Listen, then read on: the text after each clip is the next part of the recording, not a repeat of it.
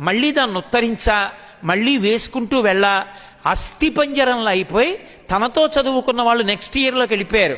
ఈ పిల్లవాడు గట్టిగా చదువుకోవడానికి వీల్లేదు, గట్టిగా శ్రమ చేయడానికి వీల్లేదు, దర్భలా అయిపోయి ఇంటికి వచ్చాడు. ఒక మోటార్ సైకిల్ మీద వ్యామోహం, అక్కరలేని వయస్సులో మోటార్ సైకిల్ కావాలన్న తాపత్రయం ఆ స్థితికి తీసుకెళ్ళింది. ఇవాళ నేను అనేక చోట్ల చేస్తున్నాను. నేను మిమ్మల్ని ఏదో హెచ్చరించాలని చెప్పట్లేదు. పరమ ప్రేమతో మీరు వృద్ధిలోకి రావాలి అని మనస్ఫూర్తిగా కోరుకుని చెప్తున్నాను. ఇవాళ ఎక్కడ చూసినా టూ వీలర్ మీద వెడుతూ సెల్ మాట్లాడతారు, కారులో వెడుతూ సెల్ మాట్లాడతారు. పరమ ప్రమాదకరం. మైండ్ అనేటటువంటిది ఒకసారి డైవర్ట్ అయితే, మాట్లాడుతున్న విషయం మీదకి వెళ్ళిపోతే, గభాలన పక్కన ఏముందో ఎదురుగుండా ఏముందో తెలియదు. ఒక్కసారి కానీ యాక్సిడెంట్ అయిందా అది ఎంత ప్రమాదానికి ఎడుతుందో తెలియదు.